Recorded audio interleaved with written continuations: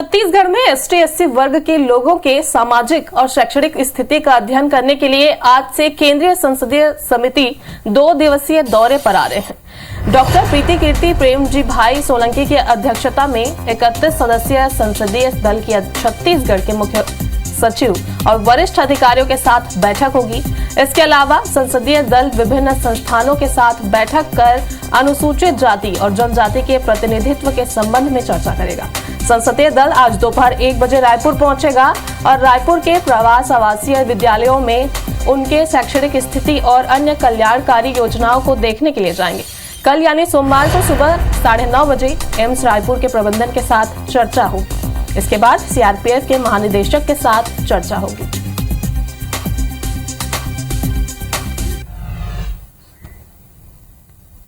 चलो, तो बेहद अहम दौरा है संसदीय दल का और तमाम विषयों पर चर्चा होगी। सबसे अहम बात है कि एसटी एससी वर्ग के लिए क्या कुछ सरकार करे, इस पर विचार और विमर्श होगा। हमारे सहयोगी सौरभ इस वक्त हमारे साथ इस खबर पर लाइव जुड़ रहे हैं। सौरभ, संसदीय दल पहुंचने वाला है, किन किन विषयों पर चर्चा होगी, कहां कहां जाएगा, किनसे मुलाकात करेगा सौरभ? बिल्कुल, देखिए काफी अहम दौरा है। संसदीय कमेटी है, इसमें राज्यसभा और लोकसभा के कुल 31 सांसद आ रहे हैं और सबसे महत्वपूर्ण कि अभी आपको मालूम ही है कि छत्तीसगढ़ में रिजर्वेशन को लेकर जो है काफी बयानबाजी, राजनीतिक तौर पर माहौल गरमाया हुआ है और ऐसे में एसटी और एससी से संबंधित जो मामले हैं उसकी ये सामाजिक है, आर्थिक है, शैक्षणिक है, उसकी जानकारी लेंगे कि राज्य सरकार क्या योजनाएं कर रही है। इसी तरीके से केंद्र सरकार से जो योजनाएं आई हुई हैं तो उन योजनाओं का क्या जो है इम्प्लीमेंट हो रहा है। तो जो कमेटी है वो गांव भी जाएगी, एसटी एससी वर्ग के लोगों से भी मुलाकात कर चर्चा करेगी और जानना चाहेगी कि और वो क्या चाहते हैं। चूंकि अभी राज्य सरकार वर्तमान में या केंद्र सरकार ने जो योजनाएं बनाई है हो सकता है कि उसमें और कमी बेसी हो तो उसको और कैसे पूरा किया जा सके, तो चर्चा करके ही किया जा सकता है।